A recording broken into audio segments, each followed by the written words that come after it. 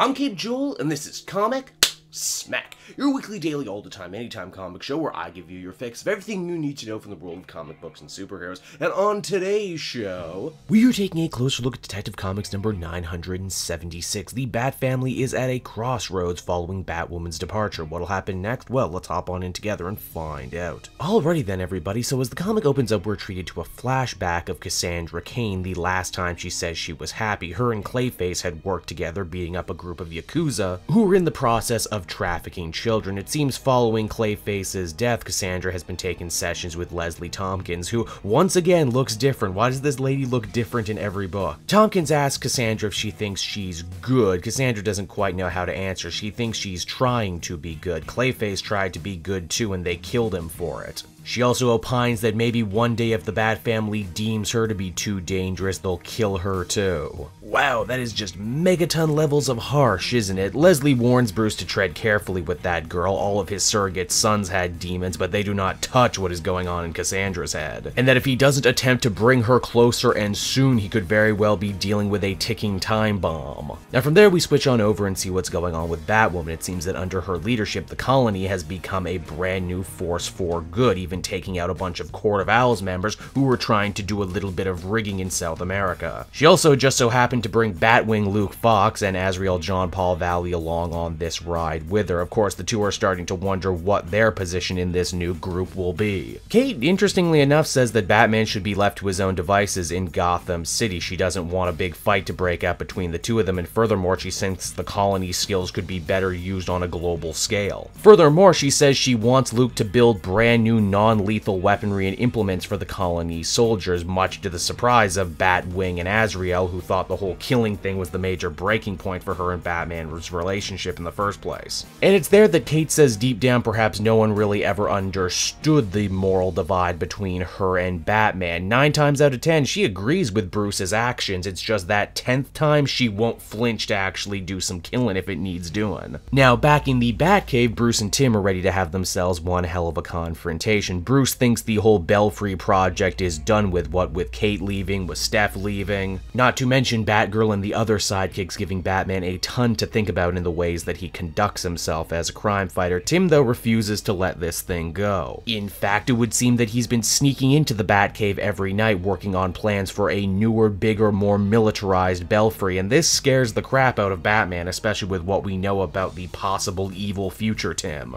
In the end, well, Batman doesn't want to see anyone else close to him get hurt. Tim argues that what he's trying to build with the Belfry is something bigger than the both of them, something that will be able to actually stick around long after they both hung up their cape and tights. Batman suggests that maybe next time Leslie stops by the mansion, she should examine Tim's head as well. This pisses off the Robin to the point that he storms off. However, when he gets to where he's going, Tim isn't alone. You see, he may very well have found a kindred spirit, someone who believes in what he's doing and someone who has his own inside track to future events. That person is revealed to be Ulysses S. Armstrong, aka the General, aka the former weapons manufacturer for the colony. He wants Tim to join him on the dark side as the comic ends. So that was Detective Comics, everybody, and overall this was another issue that, while it may very well have been light on action, it was very heavy on character work. Everyone has their own perfect vision for what the perfect world should be and how they should continue on as crime fighters. They disagree, and yet even though they fight, there is still ultimately a lot of mutual respect between everyone. Well, except for when that mutual respect is broken, which leads to some pretty dark turns. It's always nice to see a comic writer not afraid to call Batman out on some of his bullshit, in this case not bringing Cassandra Cain closer to him, you know, like he did his other sidekicks. The true star of the book continues to be Tim Drake. He's had the most interesting journey since this book began, and I like that he's getting all this focus. In fact, they seek to say that the choices that Tim makes in the future will ultimately decide the final fate of the Bat family, for good or for ill. Overall, I'd give this one another very positive 8.5 out of 10. Enjoyed it a bunch. So that's Detective Comics, everyone. I hope you enjoyed it, and as always, be sure to take a closer look at some of the other books I've been working on. Then you can follow me on Twitter and Facebook at Cape Joel, so you always know what I'm doing next. And hey, if you like what I do and are feeling in a supportive mood, please by all means check out my Patreon link down in the description. Patrons get exclusive access to videos and content before anyone else, and you can do so for as little as $1 a month. So until next time, everyone, this has been Cape Joel. Thank you so much for watching, and I'll see you all again later.